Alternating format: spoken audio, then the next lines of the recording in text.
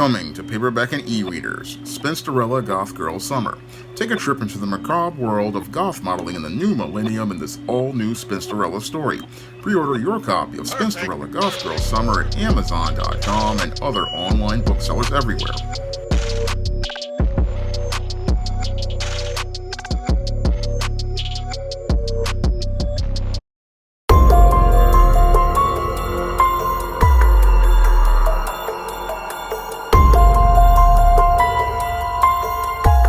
A San Antonio mother bought ammunition and tactical gear for her son to participate in a mass shooting at his local junior high school.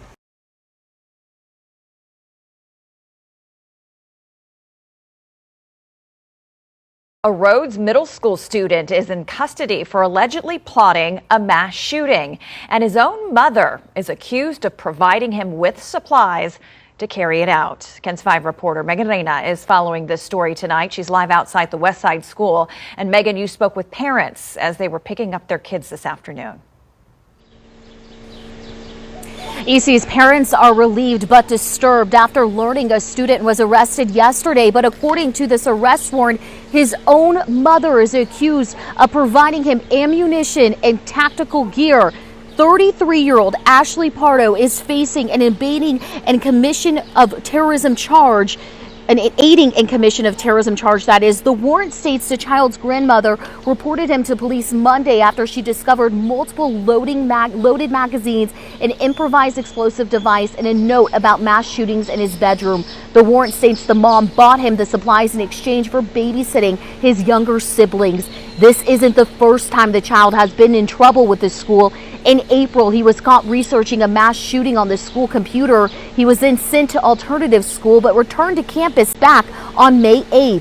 One parent we spoke to says she's grateful the grandmother spoke up.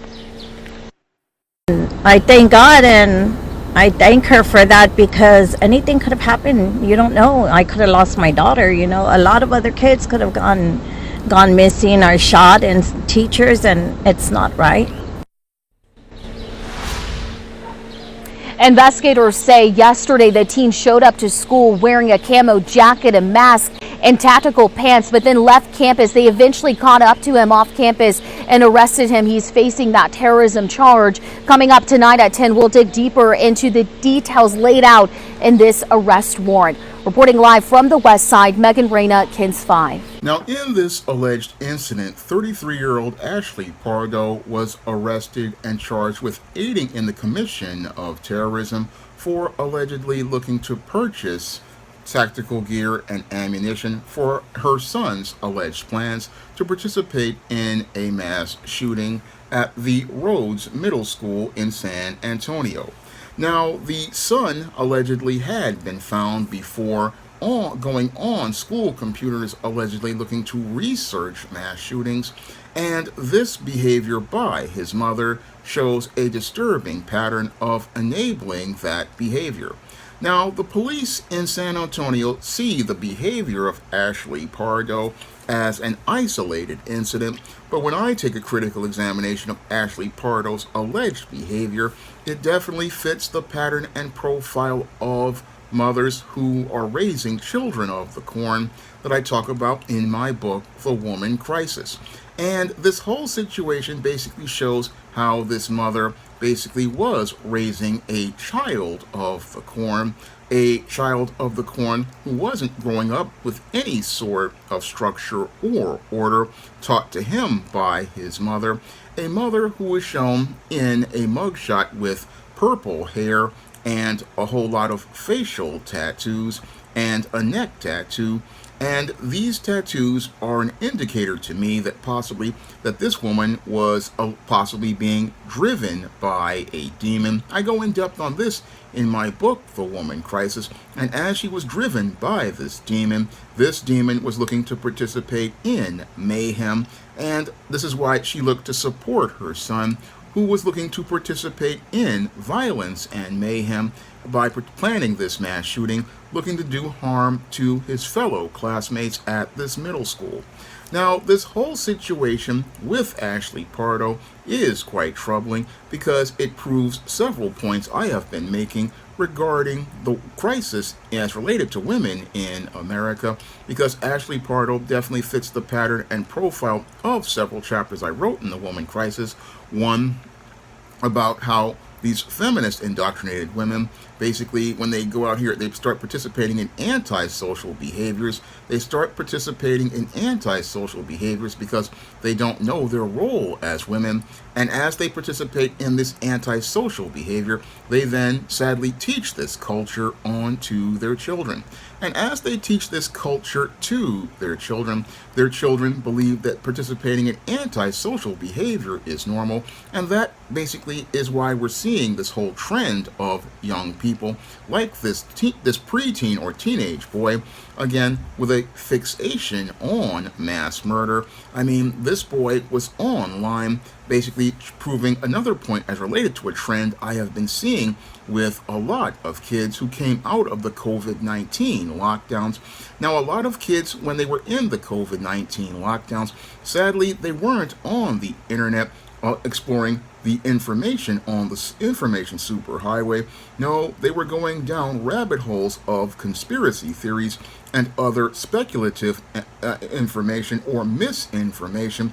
And what happened here with the son of Ashley Pardo is he went down the rabbit hole of mass shooters. And as he went down this rabbit hole of mass shooters, I believe that he went and got on these platforms like 4chan and Reddit and started reading all of this misinformation regarding mass shooters and the whole system of individuals who want to go out here and romanticize these mass shooters as heroes and romanticize them as being misunderstood, when in actuality, when it came to most of these mass shooters, they basically were sociopathic, antisocial individuals who were looking to do harm to people because of the anger that they had regarding their whole state of their dysfunctional life. And sadly, when I look at Ashley Pardo, she basically mirrors Adam Lanza's mother. Now, Adam Lanza basically had a codependent relationship with his mother that became extremely antisocial. And as Adam Lanza's mother was dealing with the divorce from her husband, she began enabling dysfunction in Adam Lanza and enabling his dysfunctional behavior as she stocked lots of firearms inside of her home. As she stocked lots of firearms inside of her home, she enabled all sorts of antisocial ideas that Adam Lanza had. And as Adam Lanza sat on the internet reading misinformation, he was simmering and boiling in anger and eventually wound up exploding in a rage where he not only murdered his mother, but went down to this elementary school and wound up participating in a mass shooting, which took the lives of several teachers and many little children who had nothing to do with anything that was going on in the Lanza home. And sadly, that's what led to that one of the worst mass shootings in history. And it looks like to me that Ashley Pardo and her son were looking to try to go out here and repeat history as related to that tragedy that happened with Adam Lanza at that elementary school. And what's really sad here is that this mother was enabling the dysfunctional and antisocial behavior of her son, looking to enable the antisocial and dysfunctional behavior of her son instead of looking to get this boy help. Because if your son is sitting there looking for information on a mass shooting, there's something clearly wrong with him. But when I look at the mother, Ashley Pardo, there's definitely something wrong with her, because you've got a woman who's got tattoos on her face with teardrops, which signify that you want to take somebody's life. And then she's got other sorts of tattoos all over her body and purple hair. When I look at this woman, I don't see a woman who's a part of an alternative subculture like the goth subculture. No, I see a woman who's deeply disturbed, and this deeply disturbed woman basically again, looked to enable her son's behavior. I mean, this boy was looking to participate in an act of violence, and instead of saying to her son, no, we don't do that type of thing, and according to the Bible, you do unto others as you would have them do unto you, and say to your son, you don't want to go out here and hurt people. No, you don't want to go out here and hurt people. If you are hurting, and if you are hurting about something, you can talk to me about it. And if you can't really express yourself, we will come together and go to counseling to get you some counseling, because if you're thinking about hurting other people, there's something clearly wrong with you. I mean, there's something clearly wrong with a preteen boy if he's thinking about looking to participate in this kind of violence.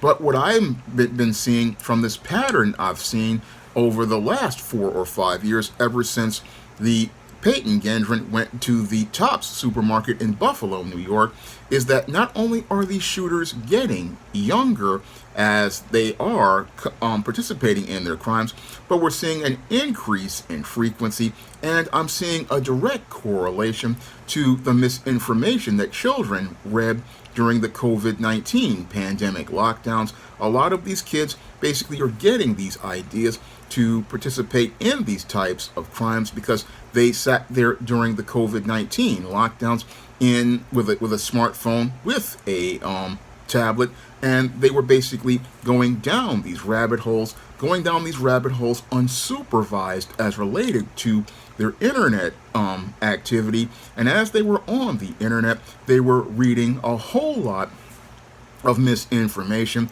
from different platforms like Reddit and 4chan and many other message boards that are out there, where they glorify these killers and romanticize these killers and justify these killers and make it look like these killers are some sort of hero, and make it look like they're some sort of hero. And these kids, because there is no pop culture or anybody, again, looking to give these kids any guidance, they are imbibing all of this misinformation and believing that a mass shooting is something that they can accomplish, because they don't know that there are roads to going out here and getting yourself success.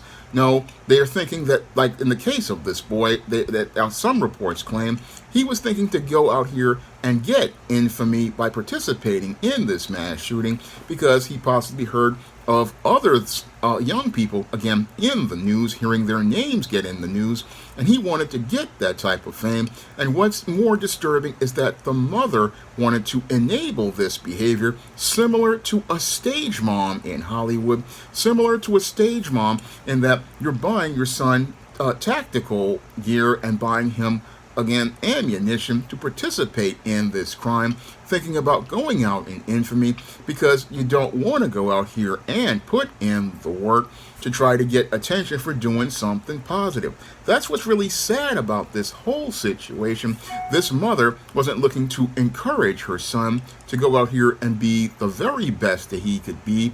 No, she wasn't looking to go out here and encourage her son to look to achieve excellence. No, she was basically looking to go out here and have her son look to achieve infamy, because that's what we encourage in this culture. That's what we reward people for as related to attention. We don't go out here and encourage people to be their very best, because in our society we don't invest in our boys and our girls. No, we don't really invest in our boys enough, because that's how this boy was put on the road to becoming a boy in crisis, because his mother was in crisis. His mother was basically, again, caught up in looking for attention. And that's what I think with all this makeup she had on and this purple hair. She was looking to possibly get attention some way like that, but it wasn't. But she wanted to go out in infamy. Again, this woman was a woman who was caught up in antisocial behavior and taught this to her son. And this is why her son was a child of the corn, looking to go out here and harm people. Again, the school basically knew about this whole situation. They did the best that they could.